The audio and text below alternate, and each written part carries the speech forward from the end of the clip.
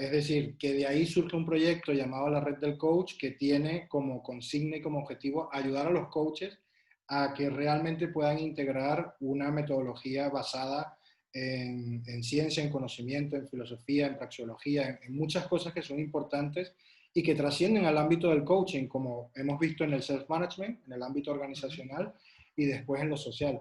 Así que nada, agradecidos y gracias por ser un mentor de tan altísima calidad, excelencia y rigor, porque esto nos ha impulsado a todos a querer ser mejores y a crecer. Y eso es lo que queremos transmitir desde la red. Hoy traemos 10 preguntas y respuestas, que probablemente sean más, porque Bueno, tenemos 15. anotadas 15, que hemos ido recopilando durante la lectura de tu obra. Y que también con algunos colegas he podido conversar o contrastar y también preguntas que le han surgido a Selvin en su proceso de lectura con el libro, ¿no? Entonces, tienes toda la batuta. Si quieres empezamos con la primera pregunta. ¿O quieres añadir algo? Claro, venga. Pues un tema que siempre está, que ahora está de moda también, como tantos otros, que es sobre el propósito, ¿no? Actualmente se habla mucho de que debemos encontrar nuestro propósito. ¿Qué opinas de esta idea de encontrar nuestro propósito? ¿Debemos encontrarlo o lo creamos a la medida que nos marcamos objetivos? A ver, en la etimología de la palabra propósito, tú sabes que se divide en propositum, que es pro, que es por delante, y positum, que es poner. Es decir, que un propósito es aquello que nosotros ponemos por delante, ¿no? Es aquello que ponemos por delante. Y claro, la pregunta a mí lo que me surge primero es saber quién dice eso, en qué contexto lo dicen y a qué se refieren con propósito, ¿no? Okay. Porque si no tenemos estas tres, digamos, esta clarificación de estas tres cuestiones, la respuesta pues, puede ser complicada. En términos generales, es indistinto. Yo puedo tener un propósito, además fíjate que un objetivo que también está por delante. Un objetivo también es un propósito en ese sentido, en el sentido etimológico de la palabra y estricto, está también por delante. Entonces, es indistinto, lo que sí se entiende es que los objetivos parece ser como que los vemos más cerca que el propósito. Como si el propósito además fuera la madre de todos los objetivos, ¿no? Entonces, es indistinto, yo puedo tener un propósito y en base a ese propósito encontrar objetivos en mi vida o en mi proyecto y tener una alineación entre uno y otro, o puedo tener objetivos muy claros sin saber exactamente o tener solamente un vislumbre o sin ver con claridad qué es lo que está más allá de esos objetivos, ¿no? Que sería el propósito final o el objetivo final, ¿sí? O sea, a mí me interesa esto porque a veces nos hacemos un rollo con el tema de los propósitos, visiones, misiones, etc. Y sí que me gusta bajarlo un poco más a tierra e ir a los conceptos más claros, ¿no? Suponte, vamos a poner como definición que el propósito es el último de los objetivos, si tú quieres, y que los objetivos son los más cercanos propósitos, por decirlo de alguna manera. Y si lo quieres poner de una manera que te quede bonita, como me gusta a mí, podemos poner al final el para qué lo definimos con un propósito, ¿sí? Que va a ser la madre de todos los objetivos que yo me ponga. Por cierto, o sea, que es lo mismo, es indistinto. Si yo me quiero dedicar a descubrir el propósito, es totalmente legítimo. Si me quiero poner a conseguir objetivos para después encontrar el propósito, o si tengo un propósito y quiero encontrar cuáles son los objetivos más adecuados. Los dos van a estar enlazados y no hay ningún problema. Ahora, Dani, lo que yo entiendo que tú me estás preguntando es, ¿se le debe imponer al cliente en una relación de coaching? Porque ahí viene el contexto. Yo lo que te contesté es en general. En Sí. una relación de coaching, ¿debo trabajar el propósito como norma general? Ujú. A lo mejor esa sería la pregunta, ¿no? O una de las preguntas que me surge. Y yo creo que no, ¿vale? ¿Por qué? Porque el significado que que el cliente pueda tener sobre lo que es un propósito puede ser muy diferente a lo que acabo de decir yo. Y lo que implique para él puede ser, no solamente puede ser diferente, sino que piénsalo de esta manera.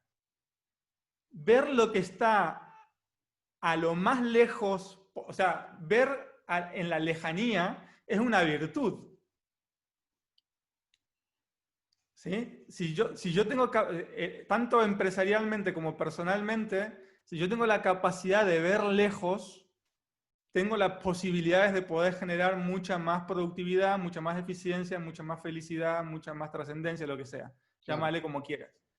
Es decir, que yo lo que no puedo hacer es imponerle al cliente la carga de tener que definir un propósito en el sentido trascendental de la palabra, por decirlo de alguna manera, porque a lo mejor ni siquiera está capacitado de poder verlo en ese momento. Ok. Esta es una de esos puntos delicados que tiene la transferencia que muchos coaches no entienden. Claro que yo digo siempre que el propósito, y de hecho así lo creo, los propósitos, como te das cuenta, son naturales al ser humano. Es decir, no hay gente sin propósito en realidad. Lo que pasa es que algunos vemos cosas más cercanas y otros ven un poco más lejanas y tienen como más capacidad de movimiento cuando uno ve más lejos, ¿no? Claro. Pero todos tenemos algo, por lo menos cerca, delante de nuestras narices, para poder movernos. Por cierto, Aristóteles decía, me encanta porque es una de las cosas que más me gustaron de releer su obra, que el movimiento surge, siempre que hay movimiento tiene que haber un punto fijo y un punto móvil. ¿Sí? El punto fijo es precisamente el objetivo o el propósito. Ok. Lo que quiere decir es, si no hay objetivo, no hay propósito, o mientras más claro esté, más capacidad de movimiento vas a tener. ¿Sí? Así que, si bien es cierto que tener un propósito es muy útil, la trascendencia que tiene el concepto, la palabra propósito para un cliente que a lo mejor está acostumbrado a vivir con un nivel de conciencia y con un nivel de introspección reducido, donde no se ha planteado cuestiones como el propósito de mi vida, eso, aunque tú pienses que le estás ayudando, le puedes hacer un daño terrible a una persona. Ok. Esto ocurre lo mismo con el famoso quién eres. Y perdonen que me ponga ya un poco, me hierve un poco la sangre, ¿no? Porque dicen que si tú no preguntas quién eres a un cliente, tú eres un mal coach. O no puedes llegar a ser un Master Coach Certificate. ¿Por qué no has llegado al nivel del quién eres? Sí. Pero es que hay kamikazes que abordan al cliente preguntándole, bueno, ¿y tú quién eres? Dice, ¿cómo? O sea, la anécdota, ¿y por qué? Porque no es porque primero no tiene respuesta. No hay una única respuesta y es algo en lo cual puede sumir a la persona, incluso hasta en una crisis existencial, si quieres. No Sí. cualquiera está preparado para plantearse preguntas o determinadas preguntas, más allá de que sean muy humanas, ¿sí? No todo el mundo está preparado para eso. Tiene que llegar su momento. Y una de las cosas que nosotros hemos aprendido en el mundo del coaching es que nosotros respetamos los tiempos y los momentos del cliente. No le vamos a traer una carga o una losa encima y además que genera un nivel de ansiedad y de dependencia brutal.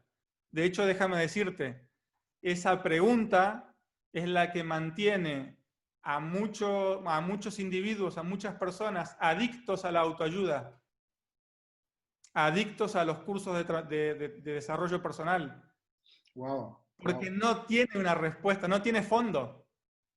No tiene fondo. Es una pregunta delicada. Bueno, cuando esto pasa un poco lo mismo, ¿no? Si tú abordas a un cliente con preguntas de este tipo, que yo entiendo que se las puede hacer una persona cuando está en cierta disposición, por un lado, el cliente se puede ir y decir, no, ¿para qué vine? Yo no sé de qué me está hablando este coach, porque me está trayendo algo que no tiene nada que ver con mi vida en este momento, por un lado. Y por otro lado, si el cliente te da autoridad, le puede generar un nivel de ansiedad terrible el no saber responder a esa pregunta. Claro. Y tú sabes que de hecho a John Whitmore le pasó eso. Por eso él se dedicó luego al tema de la transpersonalidad, ¿no? Uh-huh. Es un tema por el cual yo tampoco no me he metido, no es la parte que a mí más me... Sí que en un momento me atrajo de lo que Whitmore me enseñó, pero luego en cuanto a lo que te estoy diciendo, ¿no? En cuanto me di cuenta de esto que te estoy comentando, me di cuenta que no era un buen camino abordar a las personas desde este tipo de cuestiones, ¿no?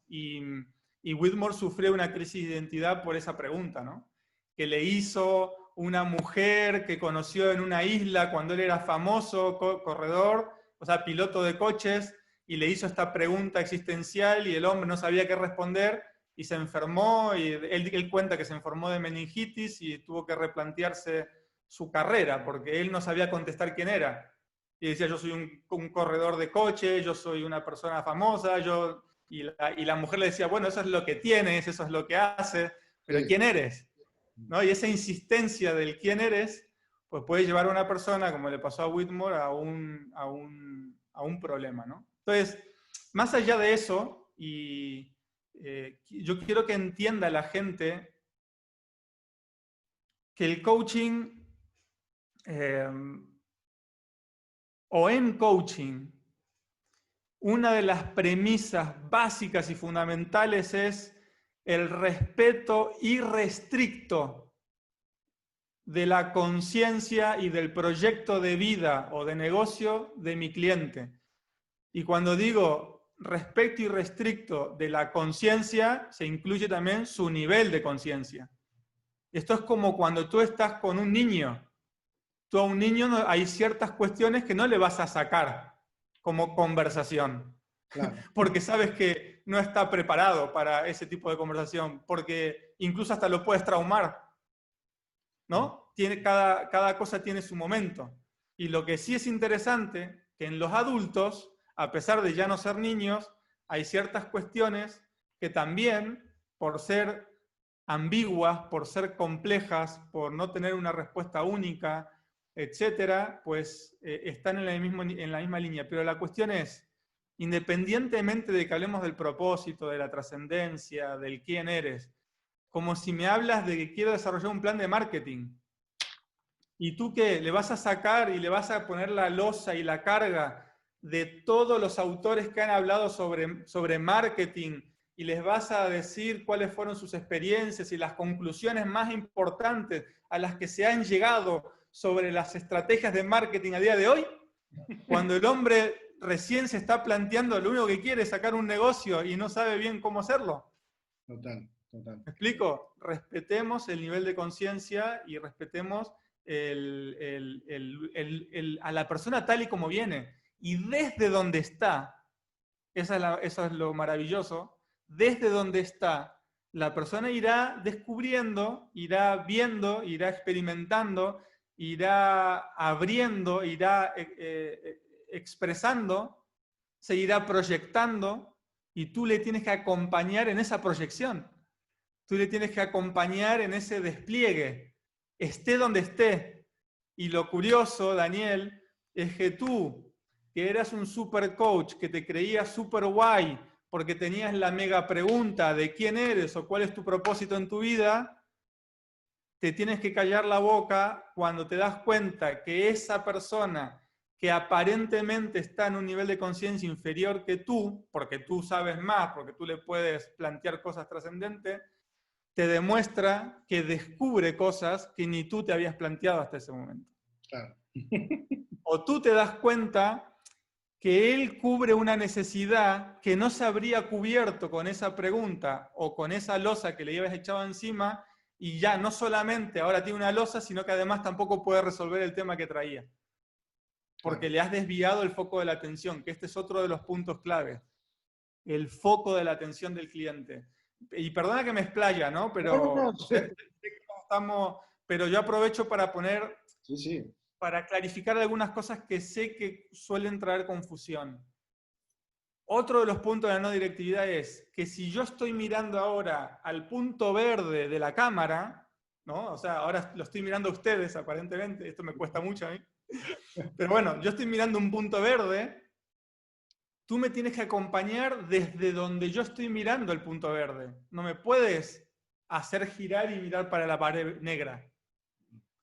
Eso es directividad, eso es cambiarle el foco de la atención, de la conciencia del cliente. Tú fíjate hasta dónde yo llego a describirlo, por lo menos con mucha más claridad en la tesis que pretendo depositar en septiembre, octubre,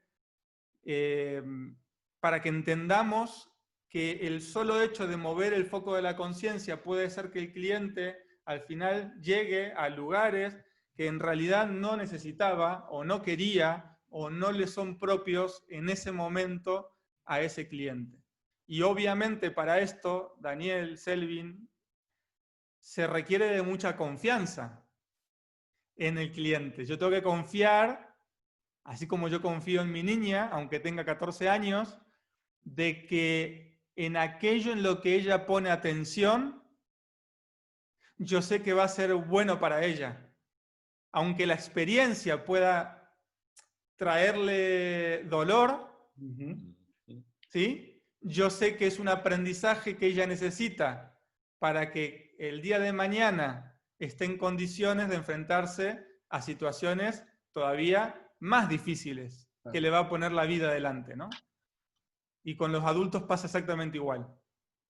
Yo me abro a la experiencia y déjame aprender. Y en ese sentido, bueno, yo creo que ya te contesté la pregunta del propósito. Sí. Claro, bueno, con todos esos matices que no sé si hacían falta, pero por lo menos ya aprovecho para decirlos, ¿no? No, bueno, la respuesta es asombrosa, Leo. Realmente porque cubre varios aspectos, algunos que no estaban explícitos en mi pregunta, pero que sí se relacionan con esa carga de tienes que encontrar tu propósito cuando, bueno, es que al final, a medida que vas cubriendo objetivos y puedes ver a más largo plazo, también el propósito cambia o tienes varios propósitos, ¿no? Y una carga como muy existencial que para mí también tiene ese punto difícil de definir. Y justamente eso que dices de que quién eres es uno de los módulos de las formaciones. Es decir, uno de los ejercicios que se hacen con los alumnos es quién eres 7 veces, ¿no? Y claro, ¿qué pasa? Que el nivel de respuesta es trucado porque el alumno no quiere sentir que otros están hablando de que son... Es que es difícil decir qué son. Si no empiezas por, bueno, soy una persona que tengo un hijo, soy una persona que me gusta tal cosa, soy una persona amable o cariñosa o me considero tal, cuando ven que esas respuestas no son las que está esperando el profesor o lo que sea, ridiculizan de alguna manera a la persona como diciendo que no tiene un nivel de profundidad mayor, ¿no? No es que lo ridiculicen explícitamente, pero hay Sí, una sí. carga que se genera. Y te digo más, una cosa es articular quién eres o intentar hacerlo, y otra cosa es saber quién eres y estar siéndolo. Esto es como el cien pies que bailaba en 2 pies. Y entonces cuando le preguntan qué estás haciendo, es cuando él se cae. Okay. Porque se planteó algo, o como esta famosa frase que por cierto, yo la conocí gracias a un compañero que tuve en el colegio, que se dedica a la motivación, que dice que las abejas saben volar porque no se cuestionan si pueden o no pueden, ¿no? Porque supuestamente desde el punto de vista aerodinámico la abeja no sería no tendría las formas suficientes para poder despegar o volar, ¿no? Sí. Bueno, de hecho la pregunta ¿quién eres? Te puede alterar el quién está siendo, Ok, sí, sí. incluso hasta puede ser una interferencia.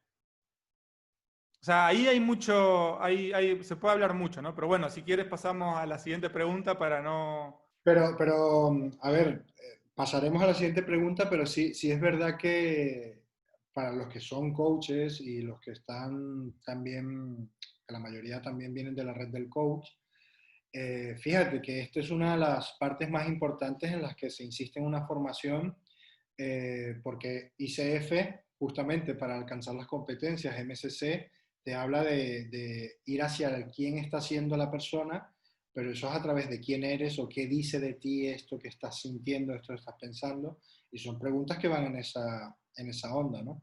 Entonces, bueno, solamente dejarlo claro porque ocupa mucho porcentaje en la sesión de coaching y es invitarles a que vuelvan al libro de coaching no directivo y en un futuro a la tesis para aclarar con mayor Pero profundidad. esto, Dani, con todos los aspectos que tienen que ver, es decir, la tendencia que tenemos o que existe en el mundo del coaching, en el mainstream del coaching es, si yo veo que esto fue bueno para mi vida, tiene que ser bueno para el cliente. Si yo veo que esto para mí fue trascendental porque yo tuve un descubrimiento, entonces yo quiero que el cliente también, entonces lo traigo. Y en realidad la labor del coach es mucho más, si fuera así realmente, entonces los coaches serían realmente los superhéroes de la relación de ayuda, que es lamentablemente la forma en la que nos ven y hacemos el ridículo, porque entonces tenemos que ser expertos en todo, ¿no? Ya no solamente psicólogos, tenemos que ser médicos, tenemos que ser filósofos, tenemos que ser historiadores, tenemos que ser dramaturgos, tenemos que ser de todo porque lo sabemos todo, ¿no? Sí, Es sí. decir, la labor del coach, justo nada más lejos de es trabajar con la experiencia y el conocimiento que trae el propio cliente desde y para sí mismo. No importa lo que a ti te hizo bien o lo que para ti fue trascendente o lo que a ti te ayudó, no importa. De hecho, cuando tú estás en una actitud de prestar atención fenomenológica, como yo le llamo, no escucha activa, porque la escucha activa es participativa y es interpretativa. Total. La escucha fenomenológica que te dice, tienes que dejar fuera, ¿no? Fuera todos tus juicios, todos tus juzgamientos, todas tus experiencias, toda tu forma de pensar, todo lo que tú crees que es bueno o malo, déjalo fuera y céntrate en el cliente. Y el único punto en el que yo acepto que un coach deje, no, ya no que sea directivo, sino que deje de hacer coaching, es cuando hay un conflicto de valores, ¿no? Pero bueno, eso ya es otro tema. Vale. Bueno, es una pregunta que tendremos aquí también.